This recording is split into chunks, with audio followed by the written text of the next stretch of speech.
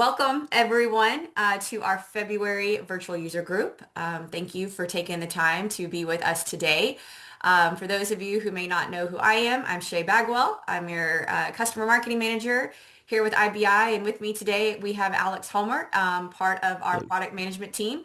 So he will be your presenter today, talking to you guys about mastering public usage and WebFOCUS security.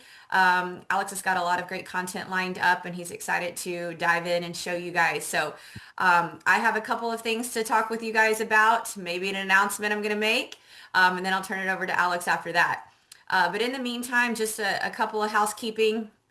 Just as a reminder, the webinar is being recorded. You will receive a copy of the recording tomorrow. It will be sent out in a follow-up email along with any content that Alex is able to share with you guys. So that will all be included in your follow-up email tomorrow. If you have any questions for Alex during his presentation, please submit those through the Q&A feature, and we will make sure that we monitor that, and Alex will get those questions addressed before we conclude the webinar. So with that, let me go ahead and share my screen and let's dive into a little bit of marketing updates for you guys, and then we'll turn it over to Alex. All right. So just as a reminder, guys, the IBI.com place to go for all of your IBI needs. Our website is where you can find any blogs, customer stories, product information, the resource library. If you've missed previous webinars, you can find those out there, as well as any upcoming webinars and events that we are hosting. You can also register for those. You are able to access our support site out there, the e-delivery, the community, the education platform. So all things IBI is where you can find them at IBI.com. Uh-oh, what happened? What did I just do? Did I just get out of my... I did. Sorry about that. Are we still seeing my presentation? Yep, you can see it. Okay. Okay, sorry about that. Okay, access to our support portal, as I just mentioned, if you are having any issues or challenges, you're able to submit a ticket through this support portal. You can also access the documentation site out here. Product downloads are out here. New product information you can find out here.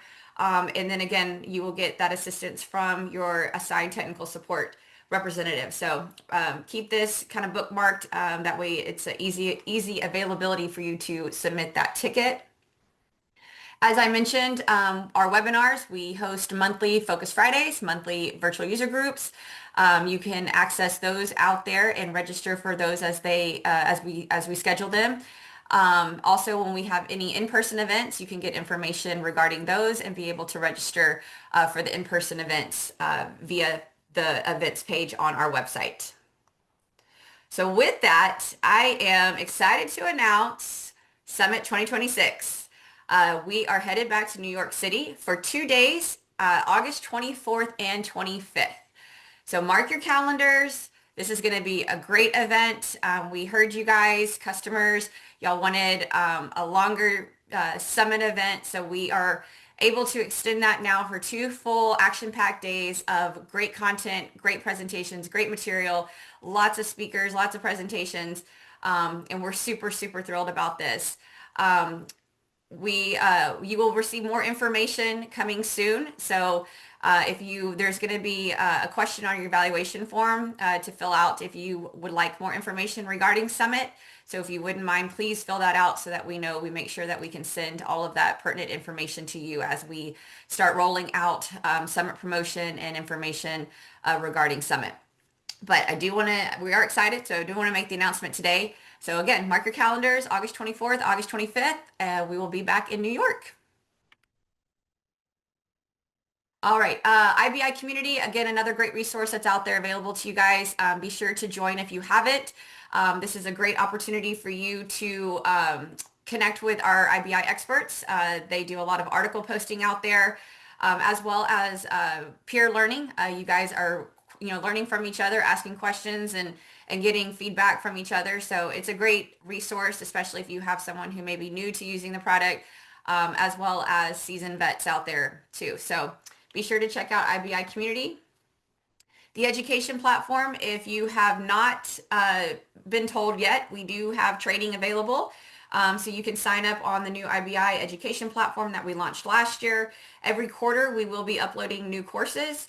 But right now, we've got a plethora of courses out there available to you across our products and releases and features. So be sure to sign up. If you have any issues with that, please email that education@ibi.com.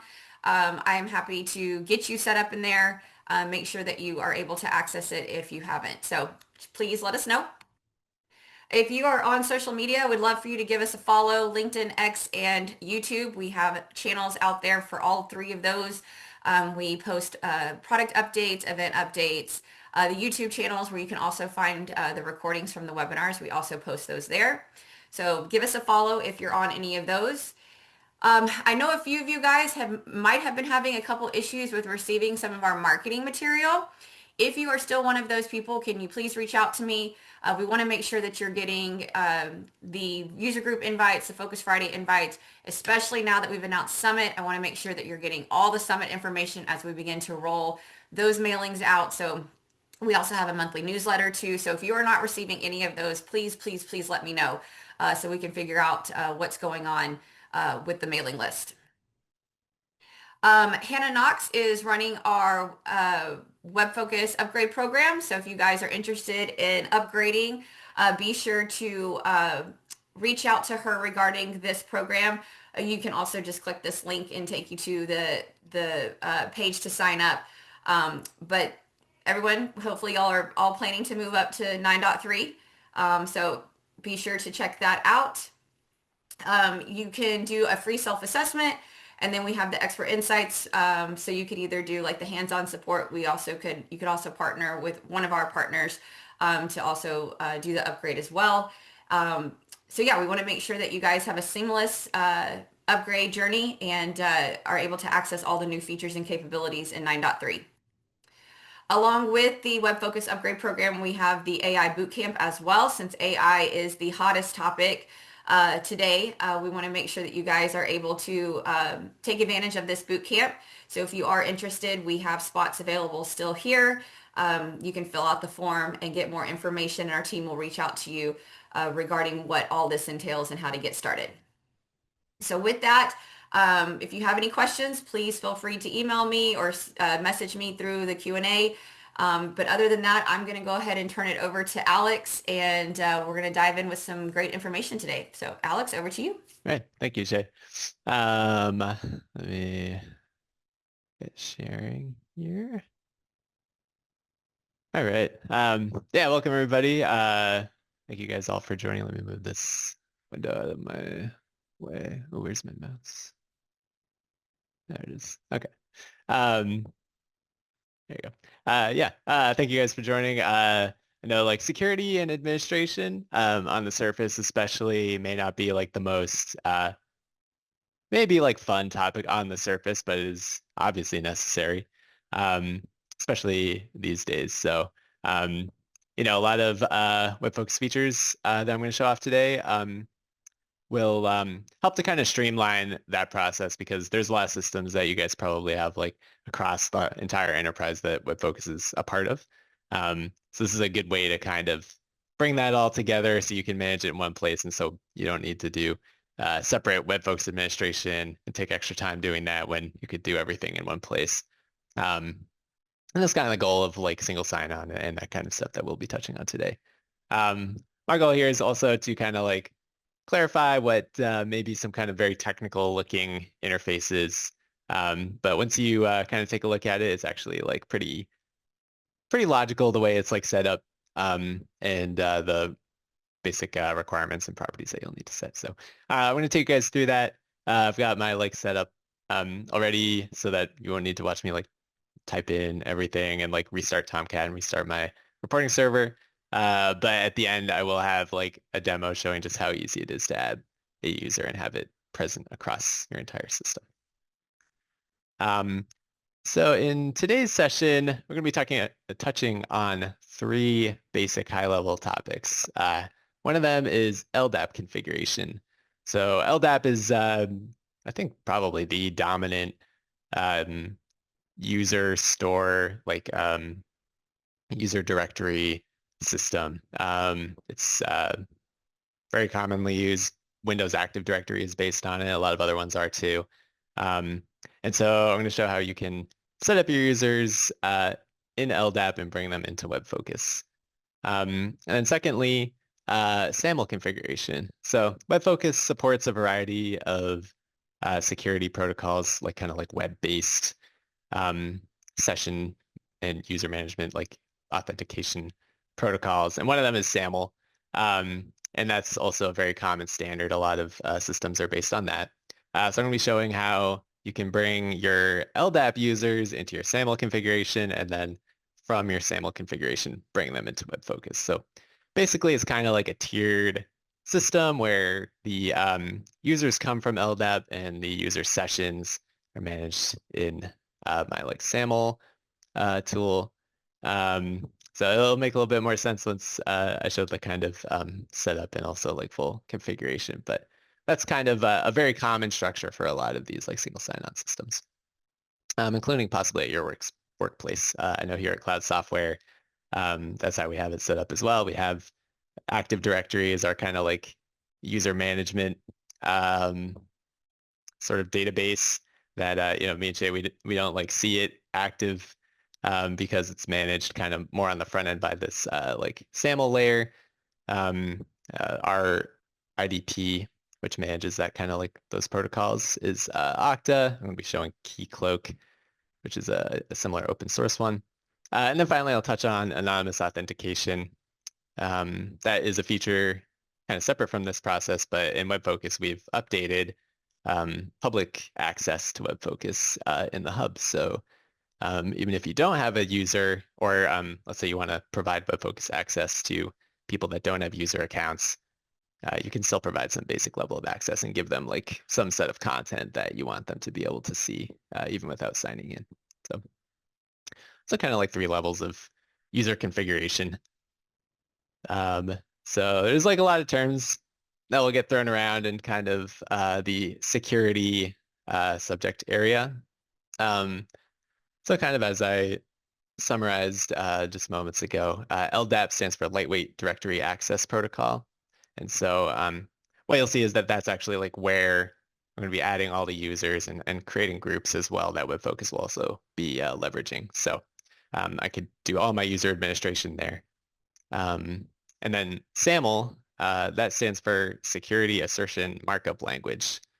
So whereas LDAP is like, because it's like the dominant standard, it can communicate with everything, whether it's like over the web and even like non-web like network type things. Like um, you might want to control access to like a printer or like a like Linux box or something. You could use LDAP for that.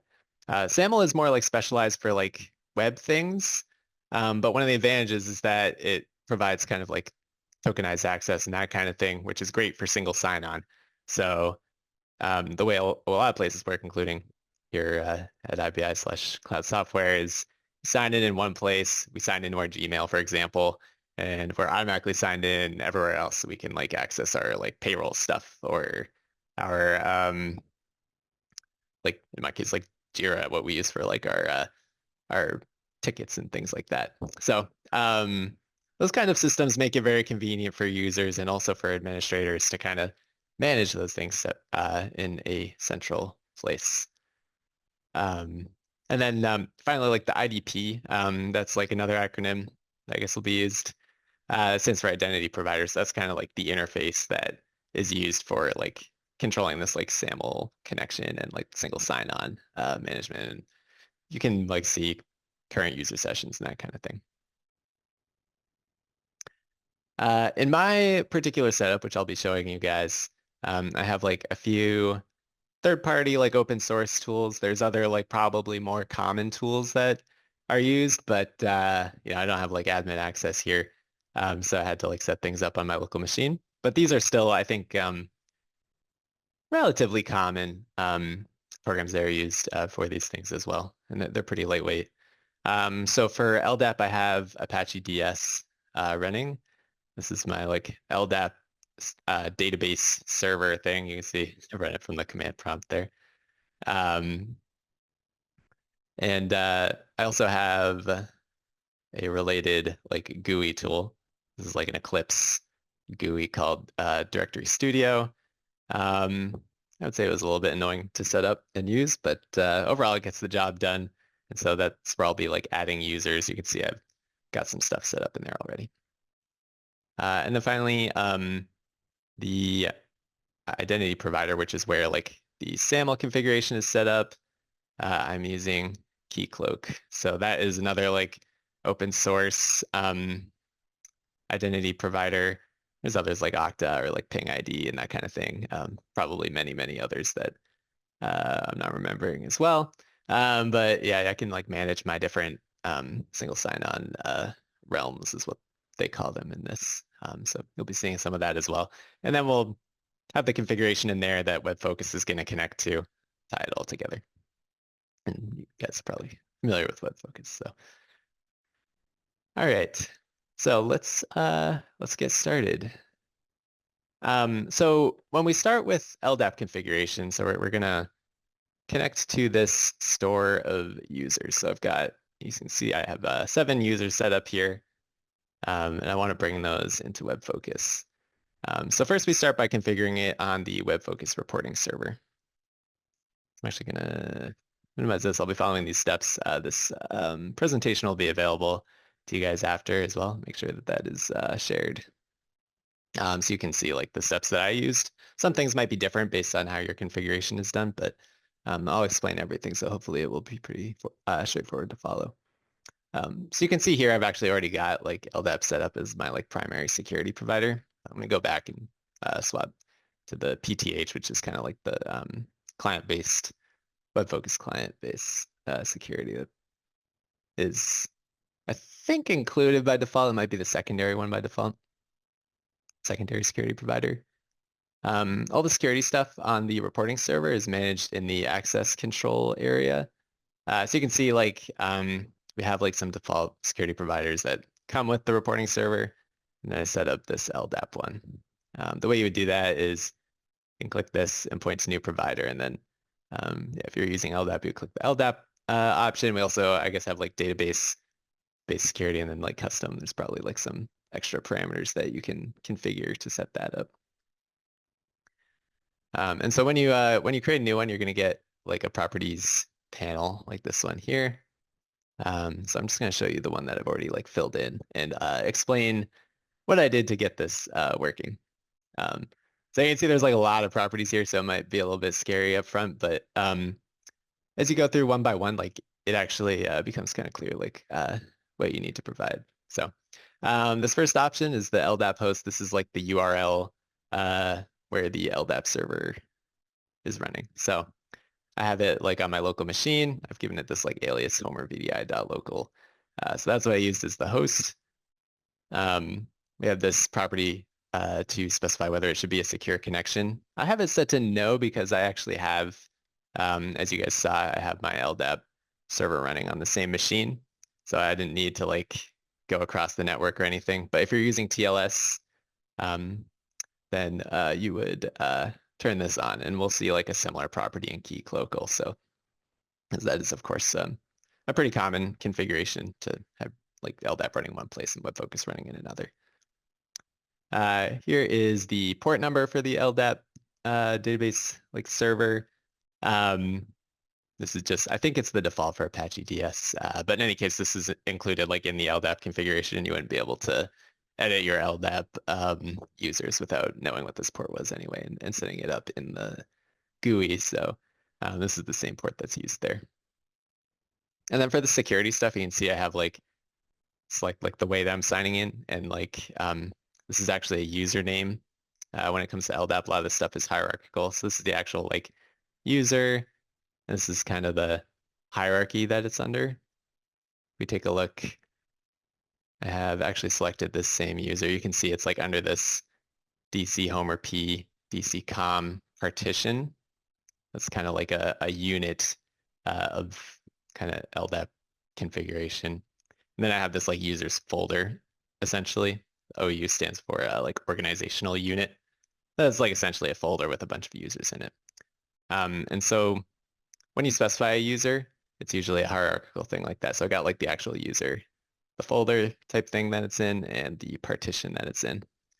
And all I needed to provide was like, I think by default in LDAP, any user has access to like the LDAP directory. Um, it's like kind of how it works. I could think for my configuration, I could provide like any user. Um, it's probably common to specify some kind of like administrator privileges on LDAP itself. Um, so in this case, I just like selected the first one that I had made and provided the credentials for that. So that's like the password that's associated with it. You can see here that in order to provide that password, I had to add like some metadata. When I go and create a new user later, you'll see the process for adding that. So relatively straightforward once you get used to it. Um, you got timeout and this stuff I didn't change. I'm also not using a global catalog, so I didn't set these GC settings. So next, the first thing that kind of like will tie in our like LDAP users is this user search section. So as I mentioned before, this is like kind of like the hierarchical structure that is used in the LDAP directory. So I got this users folder type thing that I mentioned before. We're going to look into the subtree. So I could probably have like children of subfolders and stuff like that that I could look through. I set it to that so it'd be a little bit more flexible. If I did one level, I think it would work as well because I only have one level of users underneath that. That's basically, that should be kind of like a catch-all scenario. And then this one is pretty important, this LDAP user class. So I'm going to show you guys real quick. First off, you can see that it's set to inet org person, and that's like one of the classes that's associated with the user. This might differ depending on like how you have LDAP set up, but when I add a new user, basically I have to specify a like class for that user that provides a bunch of properties like out of the box. So inet org person is one of those, and I add an inet org person and specify this RDN is like the identifier for that user. Um, that basically like the user is an inet org person. So that's basically what this property is asking. Then similarly, as I mentioned, like the user attribute, that's like the unique ID here. So, um, if I type like UID, as I type, it has like a bunch of possible attributes that I could use as an identifier. And, I would like type in the unique ID. And so I need to tell WebFOCUS, look for the UID as the user attribute. This one is important as well. This is the user group attribute. So in WebFOCUS and in LDAP, you add users to groups. Right? In this case, I left it blank because if you look at these users, it actually doesn't have a property that's saying like this user is a member of this group.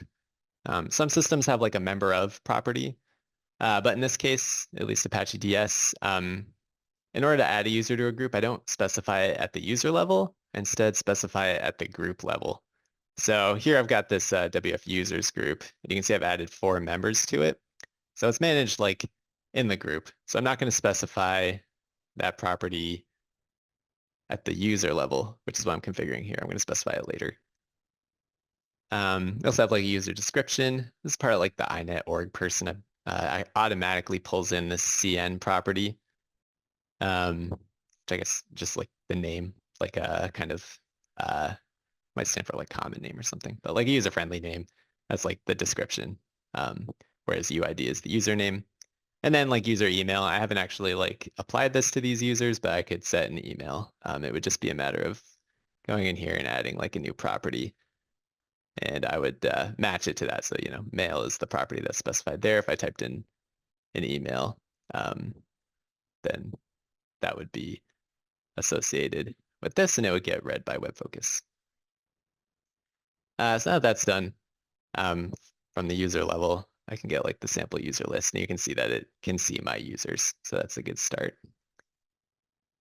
Next thing is setting up the groups because I want to associate my users into groups. That's going to be super useful later in WebFOCUS. As you guys know, WebFOCUS security can be set for individual users, or you can set it for an entire group so that you don't need to individually set it for each individual person, which can save a lot of time and effort. So when it comes to group configuration, I have a similar group folder, kind of like showed that as well, kind of like that users folder.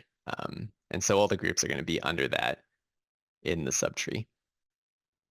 Similar to that iNet.org person, the groups also have like a class when I create a new group. So kind of similar to what we saw before. If I go in and make a new group, what I want to do is I want to create it as a group of names. And there's other options that you can use, like depending on how you set it up, it might be a different class. But in this case, that's what I'm using, group of names. So make sure that I tell WebFOCUS, like look for the group of names as the like group. And then similarly, like the group attribute, it's like the unique identifier, kind of similar to the user, the unique ID here. So in this case, it's the CN, and that's what I'm using. So I've told WebFOCUS that. And then kind of the flip side of like this attribute that I left blank. This is like user, like groups that the user belongs to. This one is users in the group, this LDAP member attribute. So as I showed just moments ago, for each of these groups, I'm going to add a bunch of members. And each of those members should match up to users that I have specified here. So that is what WebFOCUS is going to look for. It's going to look at the group and be like, okay, what are the members of that group? And then I've left LDAP nested groups on. I think this is the default option.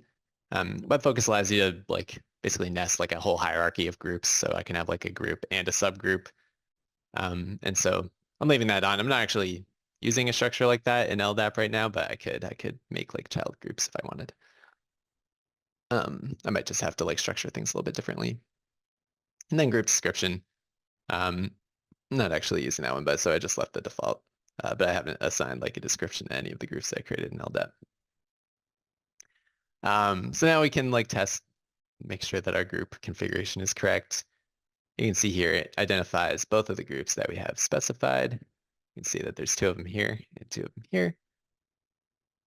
And group members list, if I type in the name of a group, like WF users, that is this group here, I should see 4 members.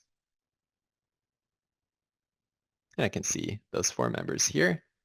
And then user authentication. Of course, you want to test and make sure that password is being passed correctly. Here's like one of the members that I set up, and I was successfully able to log in. So this all looks good. Once you're done, you would like save and restart, but I definitely do recommend doing all these tests just to make sure everything's configured correctly. Because WebFOCUS is actually going to be relying on this reporting server configuration. Right, so once that is done, now we're going to add these users to the WebFOCUS client. By the way, I'm just going to point out as I'm logging in, this is, you might have noticed, not the normal WebFOCUS login page. This is actually the Keycloak login page.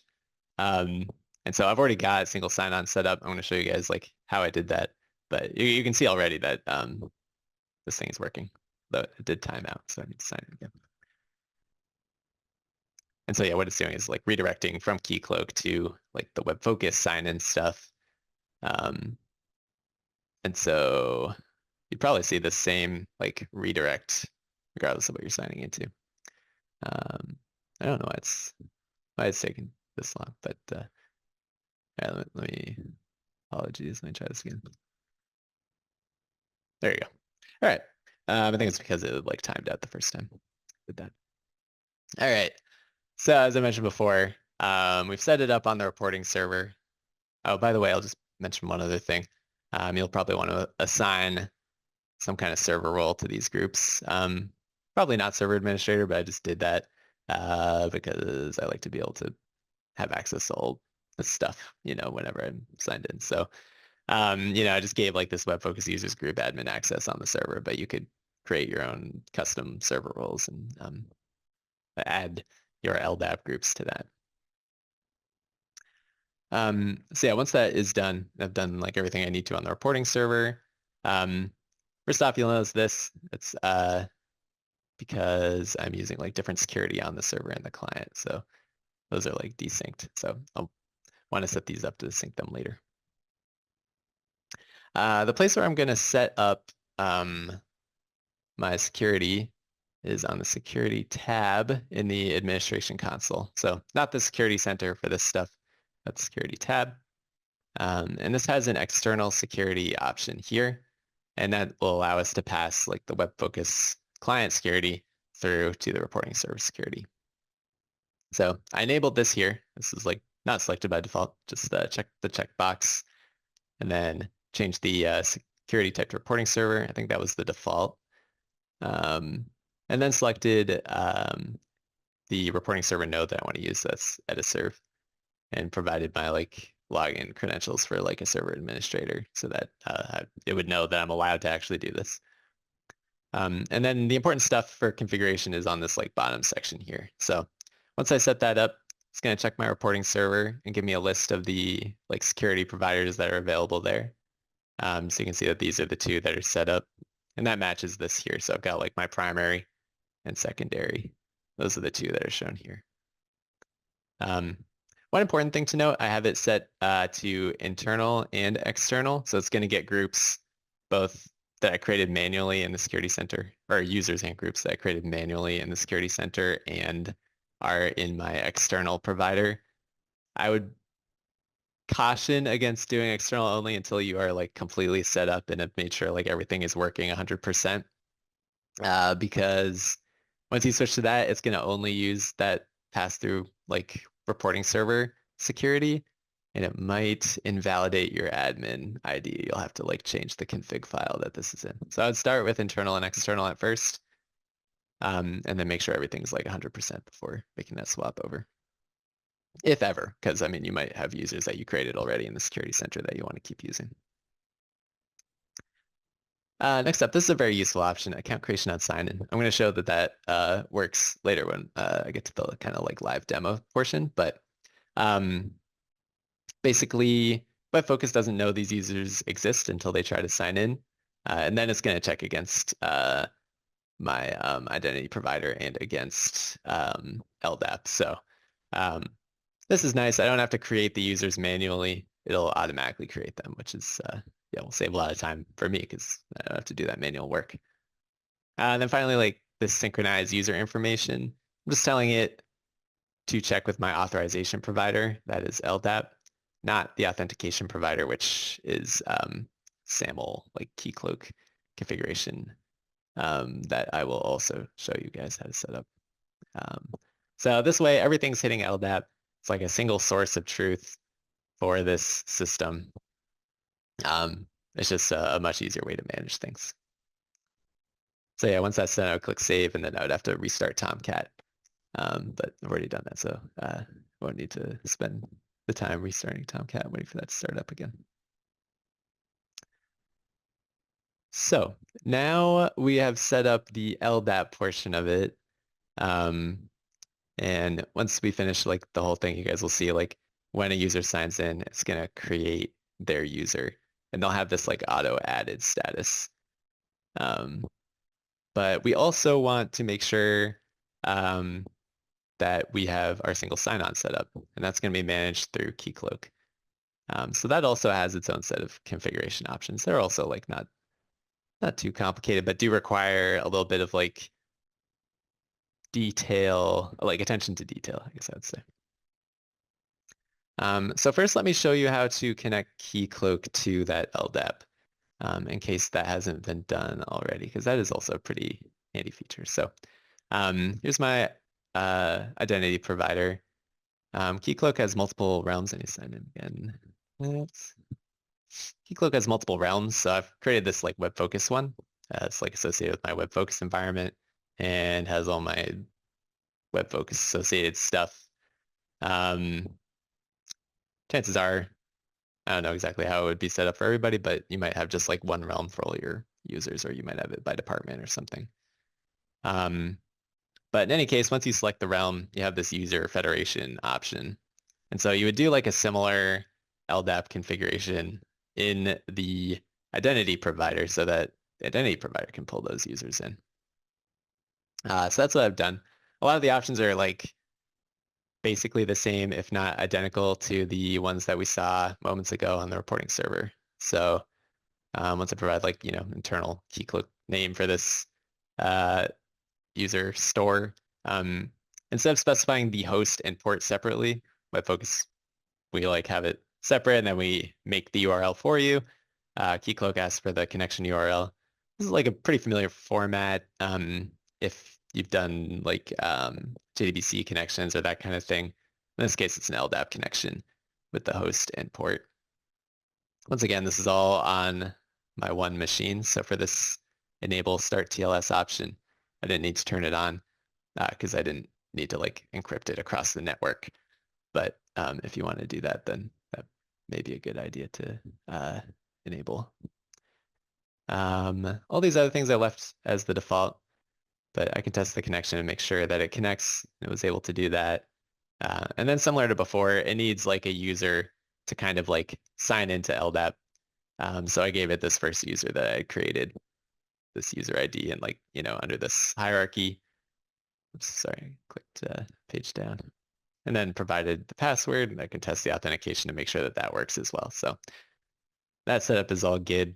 And then similar to before, I got to provide my kind of like attributes that can be used to identify which like, I guess, objects in the LDAP directory those users are. So the first thing I did was I set the edit mode to read only.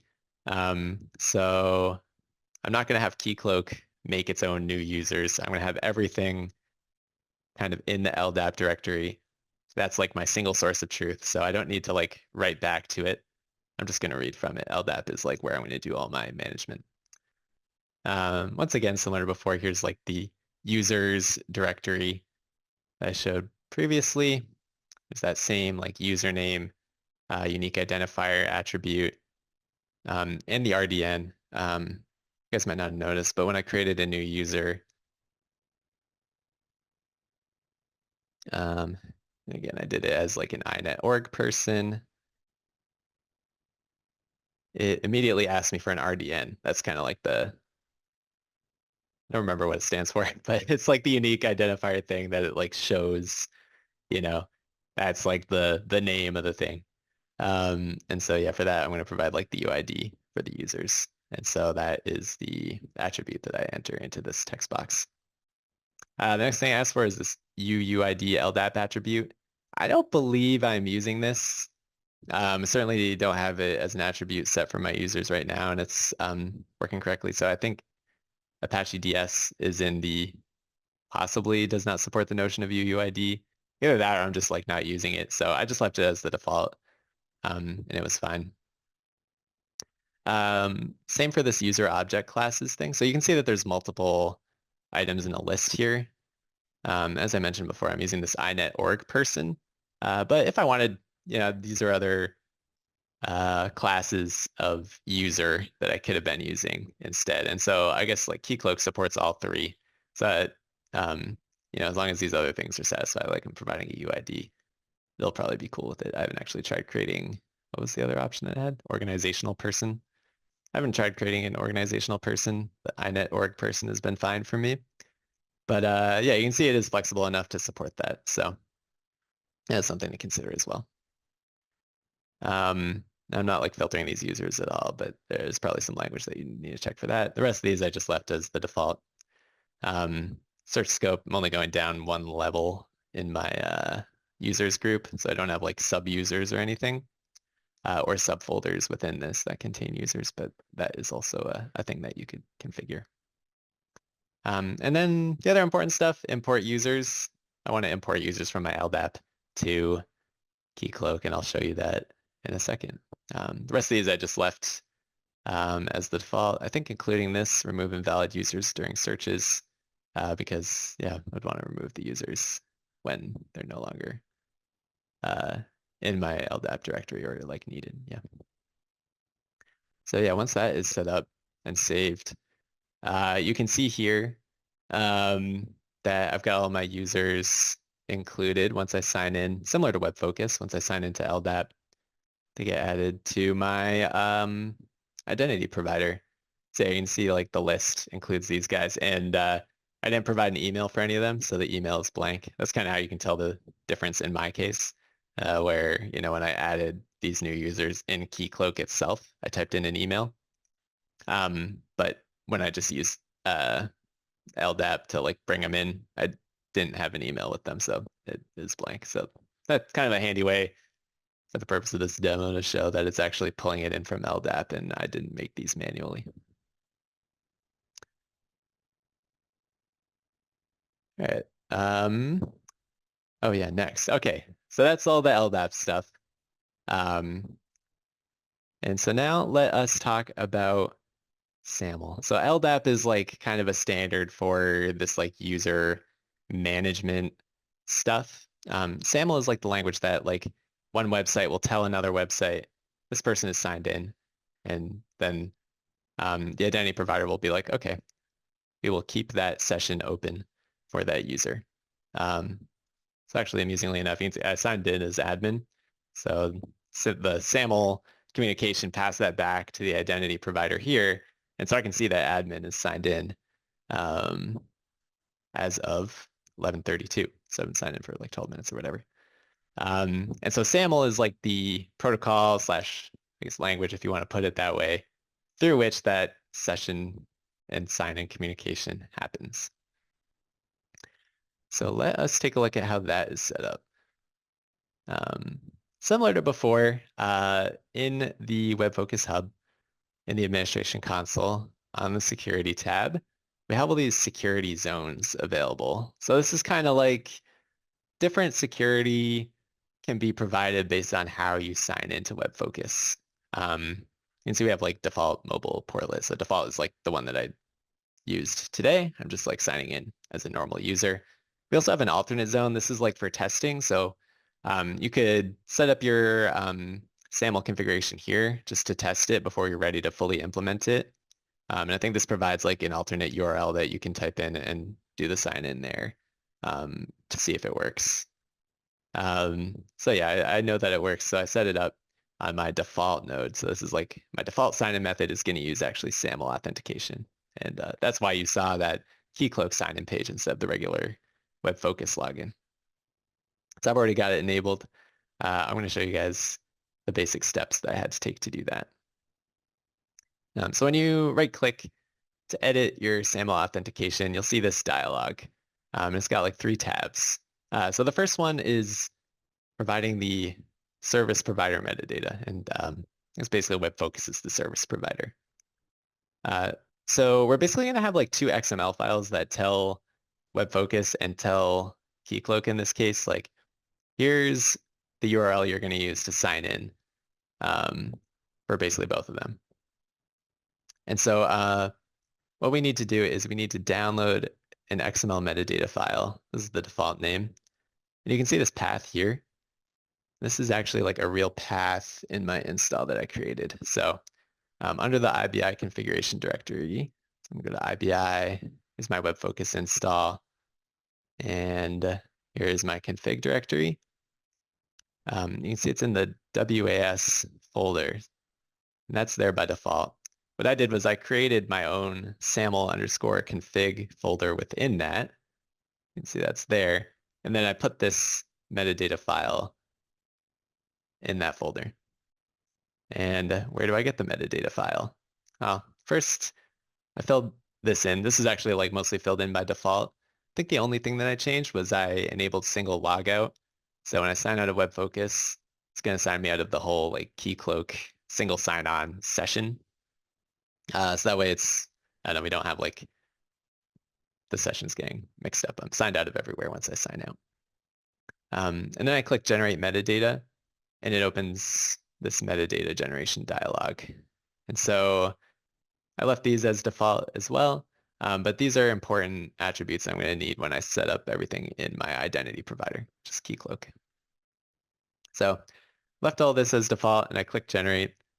What it's going to do is download an XML file, open that and show you guys some of the key information that you're going to need to be aware of.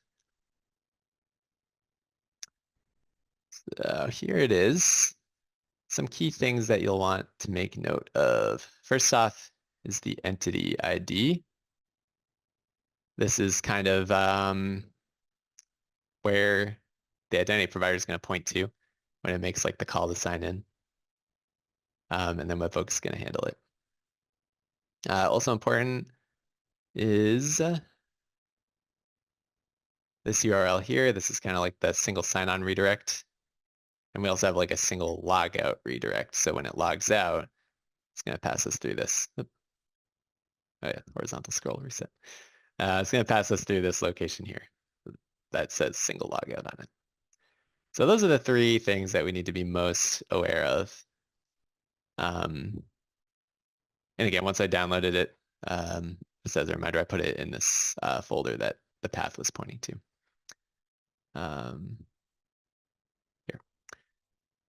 So okay, once we did that, we go into Keycloak, and under our clients, I created a new client.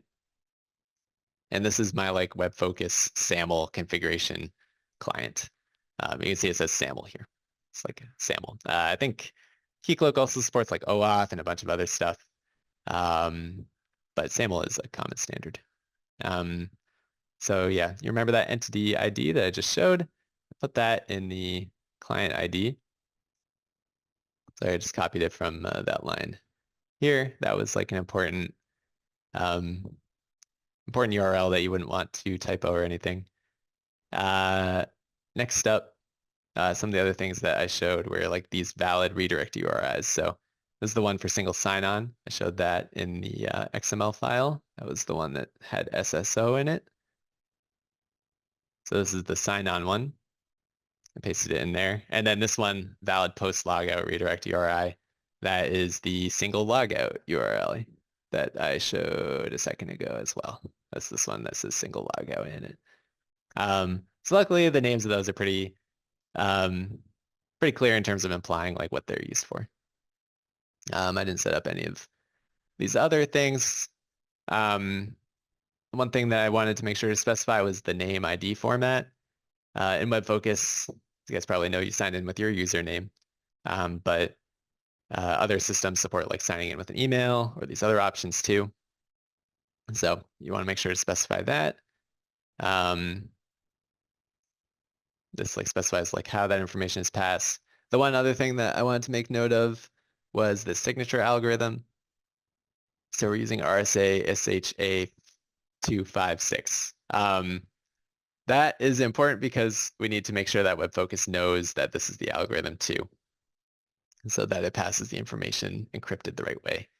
So that will come up later, and I will make sure to point that out because that was one of the blockers that I ran into personally when I was setting this up. So it's something that you might run into as well. The rest of the stuff is kind of unimportant. The one other thing to check for is the client scope. So I have a client scope applied. I think it's actually this one. This kind of like tells it like what information are you looking out for. And so in this case, I wanted to tell it to look for the username. That's like the most important thing here. So I set up a client scope with like a mapper that has username in it. And that's what SAML and WebFOCUS will be basically like sending back and forth. Like that's their like key information. So once all that is done, there's probably a save button there. Yeah, there is. My screen partially covered. I'll save that.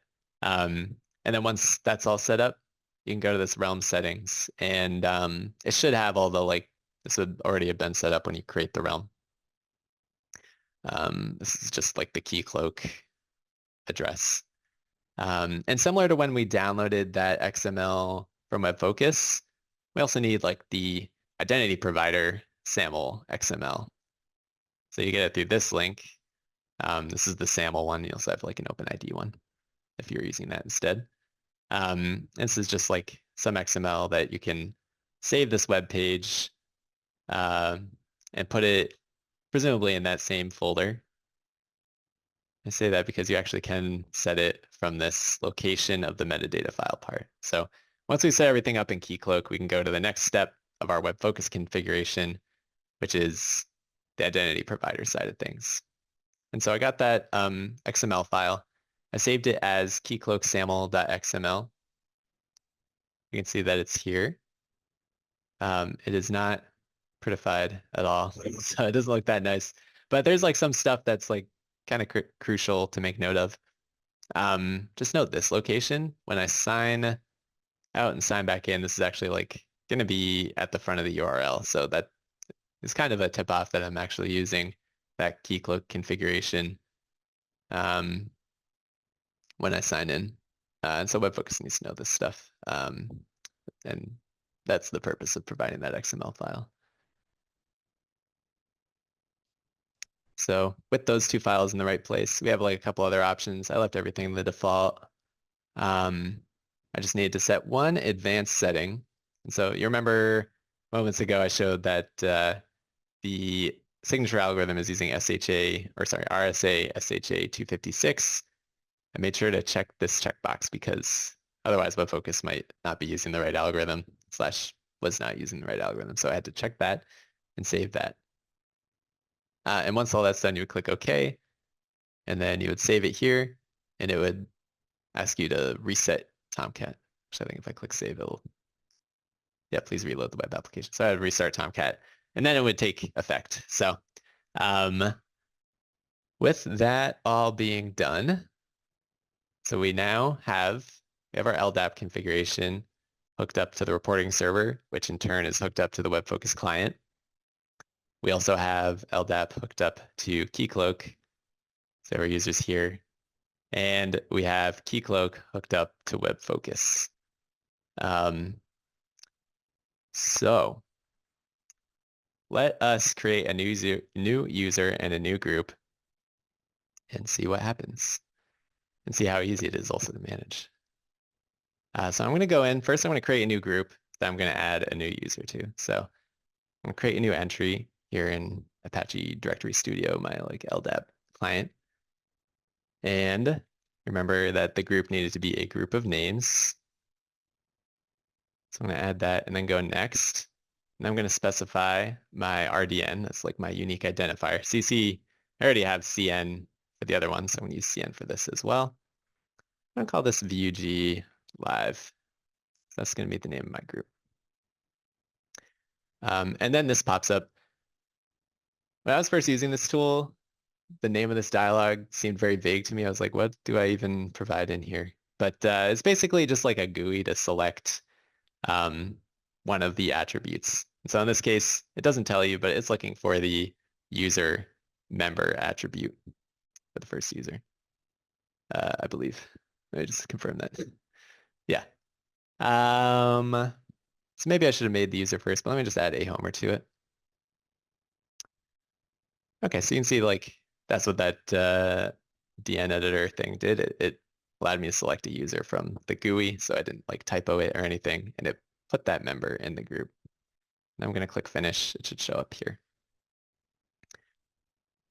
So now that that's done, let's just make sure that that actually worked. You saw I previously did like a sample group list. In fact, it's still, actually, I mean, this is like the list of groups that a homer is a member of, right? So you saw I just added a homer to that group. So let us do that again. I think it was through that user authentication screen. Oh, you can see now it shows the new group that I made. So yeah, I mean, at least it's working from the reporting server, right? So that's like a good first step. Let's also add that group to the client. So you can see here I have all these groups. I'm going to add a new group.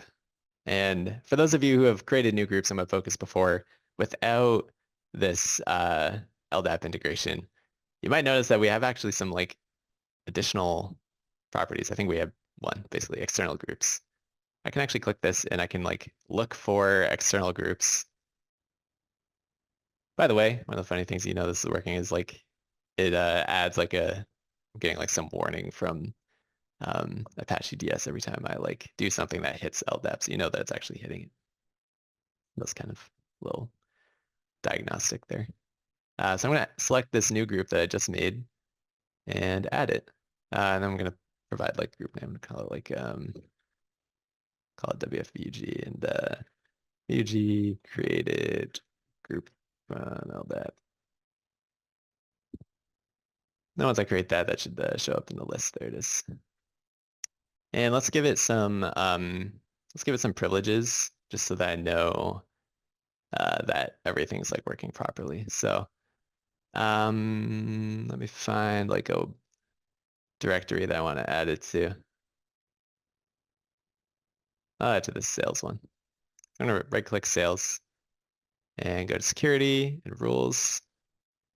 I'm gonna look for my new group that I just created. And I'll give that group domain developer access on that. All right, so now the WFUG group has domain developer access on this sales directory. So any users that we add to this should also have that privilege. So let's add a user to that group. We're not going to do it in WebFOCUS, actually. We're going to do it from here. So let me add a new user. If you guys remember, when I create a new user, I want to use that inet.org person class. I'm going to do that, provide an RDN. RDN, again, is the like unique identifier for that user. And so I don't create Socrates. I've added them. It's a little bit awkward because now you just said a single name. And these are the things that like these CN and SN kind of like come pre-built, I guess, with that inet.org person class. CN is like the display name description type of thing. You can see like Alex Homer is listed there. SN is like the last name, stands for surname. And I was kind of curious why this needed to be included, but I guess it's used for like sorting because like normally you want to, at least in like English, you like would sort by last name primarily, but it's not the first one listed, so you would need like a separate attribute to enable that. Oh, with that, we're almost done. Want to make sure that we add a password, of course, otherwise how am I going to sign in? So let me look for password. I believe the attribute is actually user password. I'll click finish and it's going to prompt me. I have like numerous encryption methods that I can use. So I'm going to type in the password for this guy. Nope, that's something like that. All right, let me add that and click finish. So now I've got my new group. And let me add that guy to this, or sorry, my new user. Let me add the new user to the group that I previously made. Add him as a member. And I'm going to browse to that user. All right. So let's take a look at WebFOCUS before we do anything, just to like summarize where we're at this very moment. So I've created that new user. Let me refresh and see if he shows up. Oh, he's not there. What? We just made that user. We're supposed to be hitting LDAP, right? It actually doesn't create the user until I sign in. And then it should add the user to that group. Actually, this is the one that I just made. So this stuff's not going to show up yet. But what we're hoping for is that I can sign out and I can sign in as that newly created user. I haven't done anything in WebFOCUS to create that user. Should just show up automatically. Let me sign out. I guess this needs to go through, what's it called? It's doing like the SAML logout as well, which should not take that long, but for some reason it is. There we go. Okay. And actually, this will be kind of fun too. There's no active sessions right now. Right? This is my IDP. I can see that no one's signed in. So let's try signing in with that new user. Oh, well, let me do one more thing, actually. Let me just, because Keycloak is also supposed to be getting it. I think Keycloak also only gets it on sign in. So he might not show up there yet either. Yeah, not yet. So let's sign in. Both Keycloak and WebFOCUS are going to now check my LDAP directory. And you can see I signed in. I didn't do any setup or anything. I'm signed in as that user I just created. And let me refresh this. Oh, I have a second page. Oh yeah, there's the user. And I also have an active session for that user. So yeah, I mean, all that stuff is coming directly from LDAP. I didn't do anything in my identity provider or in WebFocus, but now I'm connected. I should have access to that sales directory. Yes, I have access based on the security privileges that I set up. So you can set them on that like externally pointing group, and then just manage all the users and groups externally in LDAP. And what that means is that, um, most likely in your environment, it's not just WebFocus that you want these users to access. You might have lots of other stuff too. And so you could just manage the users here. You don't need to even look at WebFocus once it's set up. You can just control everything here in your Active Directory, and it should just cascade in, which is very nice. It makes it very convenient for you. Right. So I just did that. There's one other thing. Actually, I could pause for questions, Shay, if we have any questions on that before I show the public user stuff. You do. You have two here from Jean. Not sure if you want to take them now. Yeah. Yeah, I'll do them now. Okay. So Jean's asking, in your default zone, you have forms-based and SAML-based authentication, excuse me, cannot say that word today, turned on. We have a similar configuration. Most users log in via SAML access. However, when their session Try times to sign out, up. oh, I'm sorry, what is it, Alex? Oh, sorry. Let me bring that up so I can like show that Yeah, yeah. GUI. Yeah, However, when their sessions time out, when then hit the WebFocus URL, it shows the forms-based login page. The users have to refresh the browser. So he's asking, is there a way to stop this? One, is it to remove forms-based from the default zone? Or two, is there a setting to force a timeout for a SAML user to re-authenticate? Oh my gosh, I'm yeah. struggling with Reauthenticate. that word Yeah, today. yeah. Um, Yeah. No, that's a good question. I have noticed that on occasion too, and I also have not gotten rid of the form-based authentication. So yeah, I do suspect that's part of it. I mean, so I've talked to our engineering team about this. And my understanding is that, let me bring up that screen.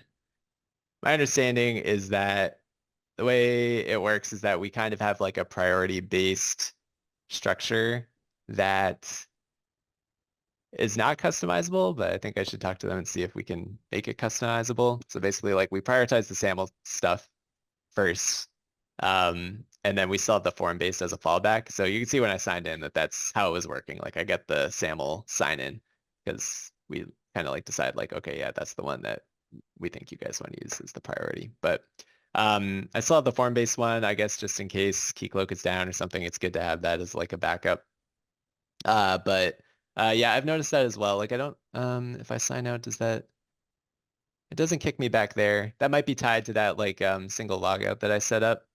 Um, but I have noticed like on occasion, I think like maybe if this like times out or something, it will occasionally like um, reload that default WebFocus login instead of the SAML one. So there might be some like timeout settings possibly in the identity provider that I could set to control that. But I have seen that as well. I can definitely raise that question up to get a more detailed explanation as to why that happens. I just make like a note of that. But that is a good question because yeah, I share that observation. I've seen that as well.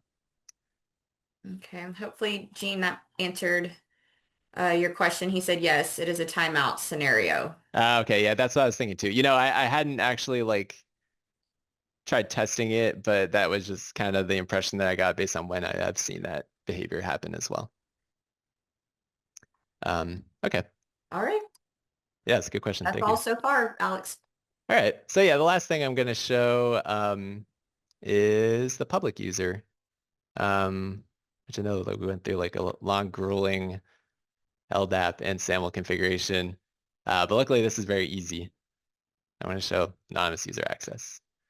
So in WebFocus 936, that was the release that we did November, I think. November, December, maybe. Um, maybe it was longer ago than that. But we made enhancements to the public user support in the WebFocus hub. So I wanted to show that because, it's kind of a new feature. Not really a new feature. It's more of an enhancement to the existing feature. But here's how you set it up. Once again, in the admin console, I'll go to the security center, and then under my default zone, I'm going to turn on anonymous authentication. And that's it. That's all that you need to do. That's like very, there's no settings or anything. The advantage to this is that obviously we have all these users that we're managing either in LDAP or, you might have them in your default WebFOCUS setup. But you might still have some content that it's like, I want that to be publicly available. I don't want people to have to sign in to see it.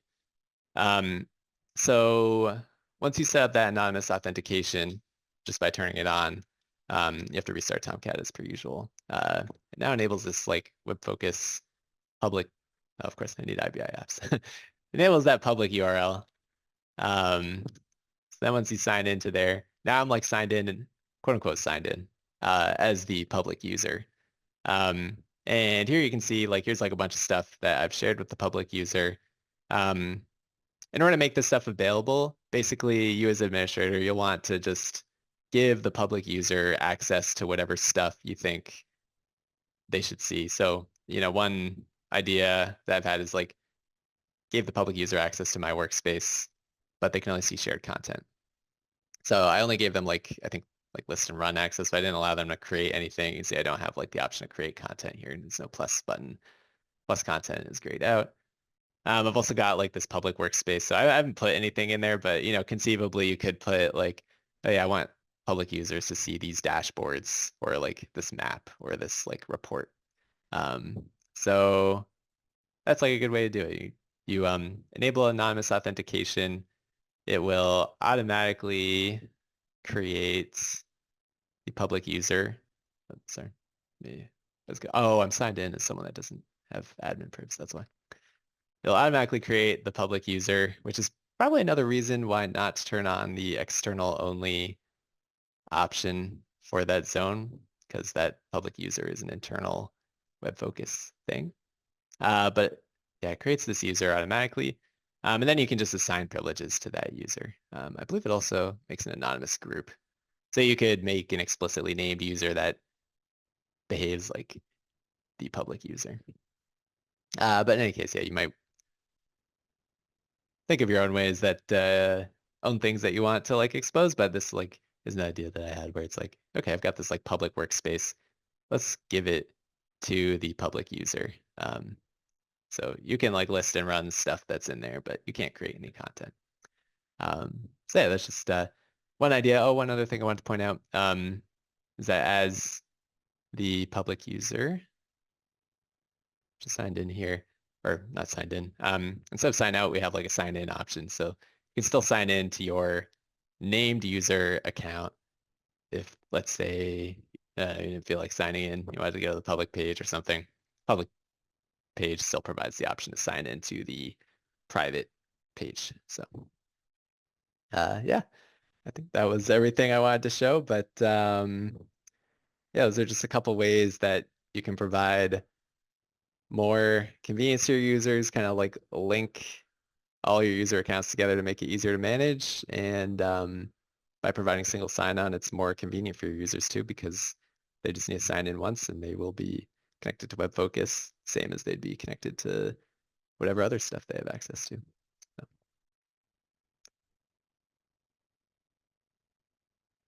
all right. Any other last questions that came in? All right. Thanks, Alex. Yeah, if you have any final questions for Alex, please feel free to submit them through the Q&A. We do still have a little bit of time left. A lot of great content, a lot of stuff to process and digest. So if you guys need to think on it, you can always come back to us with questions and we can circle back with you and get them answered.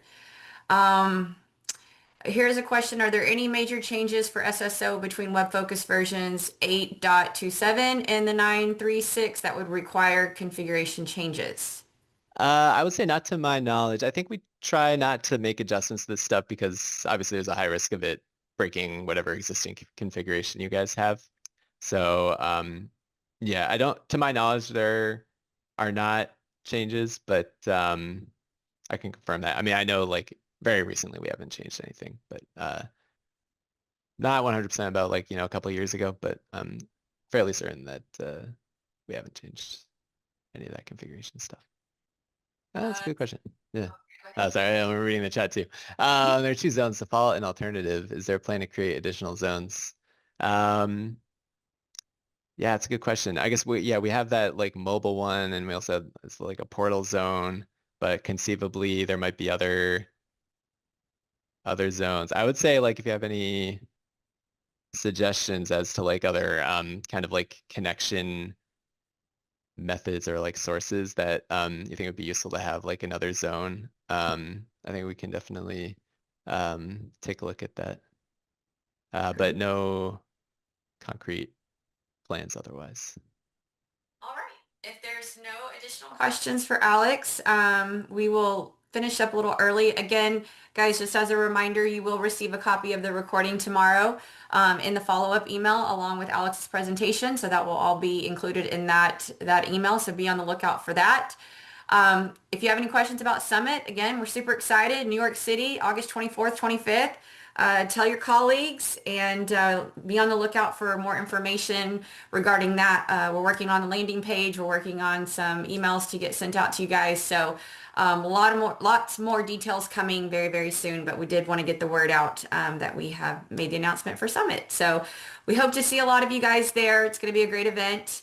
And I guess that's it. I guess we'll wrap up then. Alex, thank you so much for being with us today. Thank you for sharing Yeah. the content. And we'll let you guys have a few minutes back to your morning and your afternoon.